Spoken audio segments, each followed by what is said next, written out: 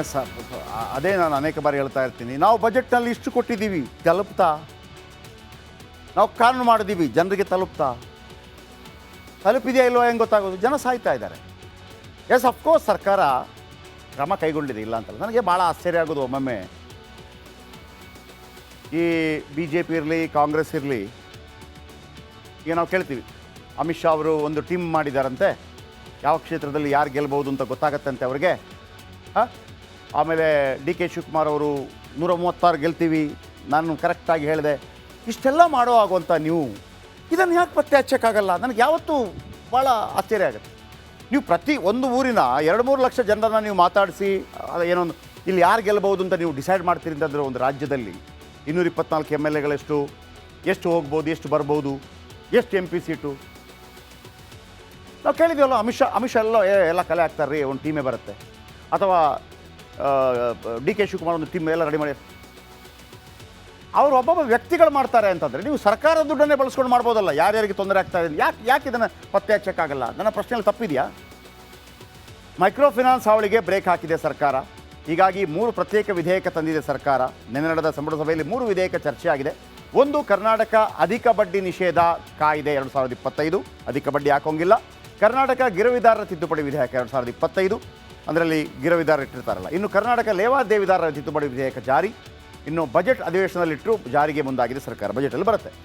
ಯಾಕಂದರೆ ರಾಜ್ಯಪಾಲರು ಹೇಳಿದ್ದಾರೆ, ಚರ್ಚೆ ಮಾಡಿ. ಅಧಿಕ ಬಡ್ಡಿ ನಿಷೇಧದಡಿ ಅಪರಾಧಿಗಳಿಗೆ ಕಾನೂನು ದಂಡ ವಿಧಿಸಲಾಗುತ್ತೆ. ಅಧಿಕ ಬಡ್ಡಿ ಪಡೆದರೆ 10 ವರ್ಷ ಜೈಲು, 5 ಲಕ್ಷ ದಂಡ ಉಂಟಾಗುತ್ತೆ. ಬಡವರಿಗೆ ರಕ್ಷಣೆ ನೀಡಲು ಗಿರವಿದಾರ ಲೇವಾದೇವಿದಾರರಿಗೆ ಬಿಗಿ ಉಂಟಾಗತ್ತೆ. ನೋಡಿ, ಇಲ್ಲಿ ಪಾಪ ನಾನು ಫಿನಾನ್ಸ್ ಕೊಡಬಾರ್ದು ಅಂತ ಹೇಳ್ತಾ ಇಲ್ಲ. ಅವರೊಬ್ಬನ ಜೀವ ಉಳಿಸ್ತಾರೆ. ನೀವು 0% ಮತ್ತೊಂದು ಅಲ್ಲಿ ಬ್ಯಾಂಕಲ್ಲಿ ಕೊಟ್ಟಿದ್ದ ಜನಗಳಿಗೆ ಸಿಕ್ಕಿಲ್ಲ ಅಂದರೆ ಏನು ಮಾಡ್ತಾರೆ?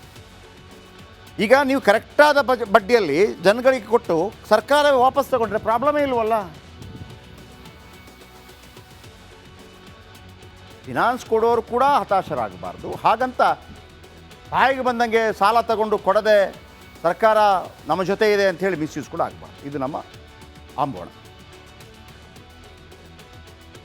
ಎಸ್ ಸರ್, ಅದೇ ನಾನು ಅನೇಕ ಬಾರಿ ಹೇಳ್ತಾ ಇರ್ತೀನಿ. ನಾವು ಬಜೆಟ್ನಲ್ಲಿ ಇಷ್ಟು ಕೊಟ್ಟಿದ್ದೀವಿ, ತಲುಪ್ತಾ? ನಾವು ಕಾನೂನು ಮಾಡಿದ್ದೀವಿ, ಜನರಿಗೆ ತಲುಪ್ತಾ? ತಲುಪಿದೆಯಾ ಇಲ್ವೋ ಹೆಂಗೆ ಗೊತ್ತಾಗೋದು? ಜನ ಸಾಯ್ತಾ ಇದ್ದಾರೆ.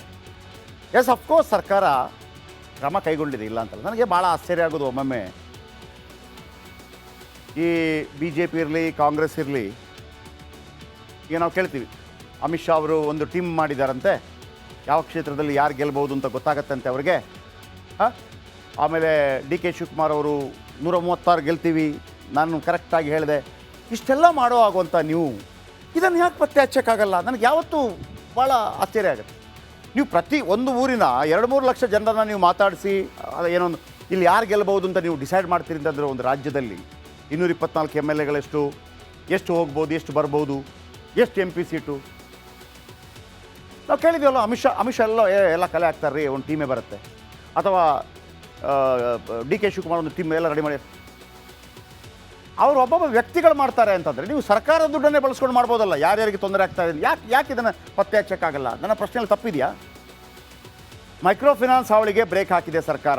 ಹೀಗಾಗಿ 3 ಪ್ರತ್ಯೇಕ ವಿಧೇಯಕ ತಂದಿದೆ ಸರ್ಕಾರ. ನಿನ್ನೆ ನಡೆದ ಸಂಪುಟ ಸಭೆಯಲ್ಲಿ 3 ವಿಧೇಯಕ ಚರ್ಚೆ ಆಗಿದೆ. ಒಂದು, ಕರ್ನಾಟಕ ಅಧಿಕ ಬಡ್ಡಿ ನಿಷೇಧ ಕಾಯ್ದೆ 2025, ಅಧಿಕ ಬಡ್ಡಿ ಹಾಕೋಂಗಿಲ್ಲ. ಕರ್ನಾಟಕ ಗಿರವಿದಾರರ ತಿದ್ದುಪಡಿ ವಿಧೇಯಕ 2025, ಅದರಲ್ಲಿ ಗಿರವಿದಾರರು ಇಟ್ಟಿರ್ತಾರಲ್ಲ. ಇನ್ನು ಕರ್ನಾಟಕ ಲೇವಾದೇವಿದಾರರ ತಿದ್ದುಪಡಿ ವಿಧೇಯಕ ಜಾರಿ. ಇನ್ನು ಬಜೆಟ್ ಅಧಿವೇಶನದಲ್ಲಿಟ್ಟರು ಜಾರಿಗೆ ಮುಂದಾಗಿದೆ ಸರ್ಕಾರ. ಬಜೆಟಲ್ಲಿ ಬರುತ್ತೆ. ಯಾಕಂದರೆ ರಾಜ್ಯಪಾಲರು ಹೇಳಿದ್ದಾರೆ, ಚರ್ಚೆ ಮಾಡಿ. ಅಧಿಕ ಬಡ್ಡಿ ನಿಷೇಧದಡಿ ಅಪರಾಧಿಗಳಿಗೆ ಕಾನೂನು ದಂಡ ವಿಧಿಸಲಾಗುತ್ತೆ. ಅಧಿಕ ಬಡ್ಡಿ ಪಡೆದರೆ 10 ವರ್ಷ ಜೈಲು, 5 ಲಕ್ಷ ದಂಡ ಉಂಟಾಗುತ್ತೆ. ಬಡವರಿಗೆ ರಕ್ಷಣೆ ನೀಡಲು ಗಿರವಿದಾರ ಲೇವಾದೇವಿದಾರರಿಗೆ ಬಿಗಿ ಉಂಟಾಗತ್ತೆ. ನೋಡಿ, ಇಲ್ಲಿ ಪಾಪ ನಾನು ಫಿನಾನ್ಸ್ ಕೊಡಬಾರ್ದು ಅಂತ ಹೇಳ್ತಾ ಇಲ್ಲ. ಅವರೊಬ್ಬನ ಜೀವ ಉಳಿಸ್ತಾರೆ. ನೀವು 0% ಮತ್ತೊಂದು ಅಲ್ಲಿ ಬ್ಯಾಂಕಲ್ಲಿ ಕೊಟ್ಟಿದ್ದ ಜನಗಳಿಗೆ ಸಿಕ್ಕಿಲ್ಲ ಅಂದರೆ ಏನು ಮಾಡ್ತಾರೆ? ಈಗ ನೀವು ಕರೆಕ್ಟಾದ ಬಡ್ಡಿಯಲ್ಲಿ ಜನಗಳಿಗೆ ಕೊಟ್ಟು ಸರ್ಕಾರ ವಾಪಸ್ ತಗೊಂಡ್ರೆ ಪ್ರಾಬ್ಲಮೇ ಇಲ್ವಲ್ಲ.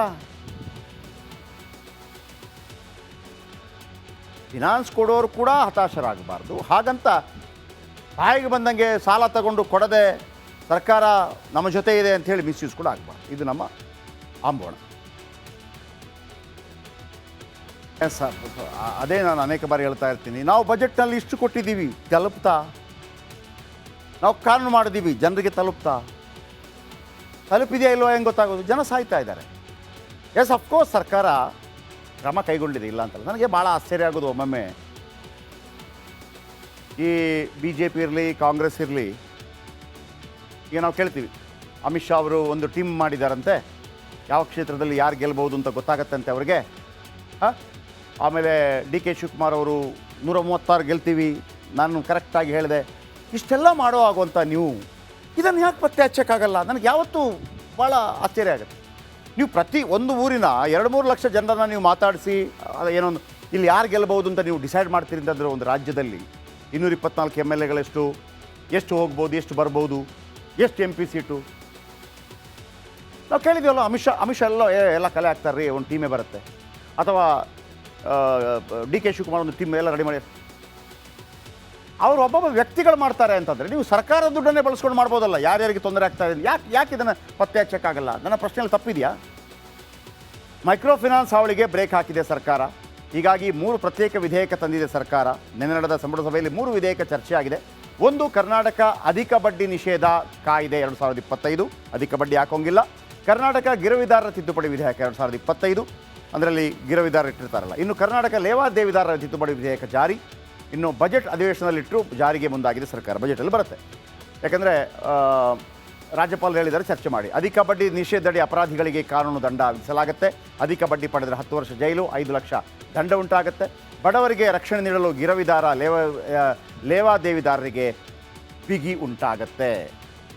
ನೋಡಿ, ಇಲ್ಲಿ ಪಾಪ ನಾನು ಫಿನಾನ್ಸ್ ಕೊಡಬಾರ್ದು ಅಂತ ಹೇಳ್ತಾ ಇಲ್ಲ. ಅವರೊಬ್ಬನ ಜೀವ ಉಳಿಸ್ತಾರೆ. ನೀವು 0% ಮತ್ತೊಂದು ಅಲ್ಲಿ ಬ್ಯಾಂಕಲ್ಲಿ ಕೊಟ್ಟಿದ್ದ ಜನಗಳಿಗೆ ಸಿಕ್ಕಿಲ್ಲ ಅಂದರೆ ಏನು ಮಾಡ್ತಾರೆ? ಈಗ ನೀವು ಕರೆಕ್ಟಾದ ಬಡ್ಡಿಯಲ್ಲಿ ಜನಗಳಿಗೆ ಕೊಟ್ಟು ಸರ್ಕಾರವೇ ವಾಪಸ್ ತಗೊಂಡ್ರೆ ಪ್ರಾಬ್ಲಮೇ ಇಲ್ವಲ್ಲ. ಫಿನಾನ್ಸ್ ಕೊಡೋರು ಕೂಡ ಹತಾಶರಾಗಬಾರ್ದು. ಹಾಗಂತ ಬಾಯಿಗೆ ಬಂದಂಗೆ ಸಾಲ ತಗೊಂಡು ಕೊಡದೆ ಸರ್ಕಾರ ನಮ್ಮ ಜೊತೆ ಇದೆ ಅಂಥೇಳಿ ಮಿಸ್ಯೂಸ್ ಕೂಡ ಆಗಬಾರ್ದು. ಇದು ನಮ್ಮ ಆಂಬೋಣ. ಎಸ್ ಸರ್, ಅದೇ ನಾನು ಅನೇಕ ಬಾರಿ ಹೇಳ್ತಾ ಇರ್ತೀನಿ, ನಾವು ಬಜೆಟ್ನಲ್ಲಿ ಇಷ್ಟು ಕೊಟ್ಟಿದ್ದೀವಿ, ತಲುಪ್ತಾ? ನಾವು ಕಾನೂನು ಮಾಡಿದ್ದೀವಿ, ಜನರಿಗೆ ತಲುಪ್ತಾ? ತಲುಪಿದೆಯಾ ಇಲ್ವೋ ಹೆಂಗೆ ಗೊತ್ತಾಗೋದು? ಜನ ಸಾಯ್ತಾ ಇದ್ದಾರೆ. ಎಸ್, ಅಫ್ಕೋರ್ಸ್ ಸರ್ಕಾರ ಕ್ರಮ ಕೈಗೊಂಡಿದೆ, ಇಲ್ಲ ಅಂತಲ್ಲ. ನನಗೆ ಭಾಳ ಆಶ್ಚರ್ಯ ಆಗೋದು ಒಮ್ಮೊಮ್ಮೆ, ಈ ಬಿ ಜೆ ಪಿ ಇರಲಿ ಕಾಂಗ್ರೆಸ್ ಇರಲಿ, ಈಗ ನಾವು ಕೇಳ್ತೀವಿ ಅಮಿತ್ ಶಾ ಅವರು ಒಂದು ಟೀಮ್ ಮಾಡಿದಾರಂತೆ, ಯಾವ ಕ್ಷೇತ್ರದಲ್ಲಿ ಯಾರು ಗೆಲ್ಬೋದು ಅಂತ ಗೊತ್ತಾಗತ್ತಂತೆ ಅವ್ರಿಗೆ. ಹಾಂ, ಆಮೇಲೆ ಡಿ ಕೆ ಶಿವಕುಮಾರ್ ಅವರು 136 ಗೆಲ್ತೀವಿ, ನಾನು ಕರೆಕ್ಟಾಗಿ ಹೇಳಿದೆ. ಇಷ್ಟೆಲ್ಲ ಮಾಡೋ ಆಗುವಂಥ ನೀವು ಇದನ್ನು ಯಾಕೆ ಪತ್ತೆ ಹಚ್ಚೋಕ್ಕಾಗಲ್ಲ? ನನಗೆ ಯಾವತ್ತೂ ಭಾಳ ಆಶ್ಚರ್ಯ ಆಗುತ್ತೆ. ನೀವು ಪ್ರತಿ ಒಂದು ಊರಿನ 2-3 ಲಕ್ಷ ಜನರನ್ನು ನೀವು ಮಾತಾಡಿಸಿ ಏನೊಂದು ಇಲ್ಲಿ ಯಾರು ಗೆಲ್ಬೋದು ಅಂತ ನೀವು ಡಿಸೈಡ್ ಮಾಡ್ತೀರಿ ಅಂತಂದರೆ, ಒಂದು ರಾಜ್ಯದಲ್ಲಿ 224 MLA ಎಷ್ಟು ಹೋಗ್ಬೋದು, ಎಷ್ಟು ಬರ್ಬೋದು, ಎಷ್ಟು MP ಸೀಟು? ನಾವು ಕೇಳಿದ್ದೀವಲ್ಲ, ಅಮಿತ್ ಶಾ ಎಲ್ಲ ಕಲೆ ಹಾಕ್ತಾರೆ ರೀ, ಒಂದು ಟೀಮೇ ಬರುತ್ತೆ. ಅಥವಾ ಡಿ ಕೆ ಶಿವಕುಮಾರ್ ಒಂದು ಟೀಮ್ ಎಲ್ಲ ರೆಡಿ ಮಾಡಿ, ಅವರು ಒಬ್ಬೊಬ್ಬ ವ್ಯಕ್ತಿಗಳು ಮಾಡ್ತಾರೆ ಅಂತಂದರೆ, ನೀವು ಸರ್ಕಾರದ ದುಡ್ಡನ್ನೇ ಬಳಸ್ಕೊಂಡು ಮಾಡ್ಬೋದಲ್ಲ. ಯಾರ್ಯಾರಿಗೆ ತೊಂದರೆ ಆಗ್ತಾ ಇದೆ, ಯಾಕೆ ಇದನ್ನು ಪತ್ತೆ ಹಚ್ಚೋಕ್ಕಾಗಲ್ಲ? ನನ್ನ ಪ್ರಶ್ನೆಯಲ್ಲಿ ತಪ್ಪಿದೆಯಾ? ಮೈಕ್ರೋ ಫಿನಾನ್ಸ್ ಹಾವಳಿಗೆ ಬ್ರೇಕ್ ಹಾಕಿದೆ ಸರ್ಕಾರ. ಹೀಗಾಗಿ 3 ಪ್ರತ್ಯೇಕ ವಿಧೇಯಕ ತಂದಿದೆ ಸರ್ಕಾರ. ನಿನ್ನೆ ನಡೆದ ಸಂಪುಟ ಸಭೆಯಲ್ಲಿ 3 ವಿಧೇಯಕ ಚರ್ಚೆ ಆಗಿದೆ. ಒಂದು, ಕರ್ನಾಟಕ ಅಧಿಕ ಬಡ್ಡಿ ನಿಷೇಧ ಕಾಯ್ದೆ 2025, ಅಧಿಕ ಬಡ್ಡಿ ಹಾಕೋಂಗಿಲ್ಲ.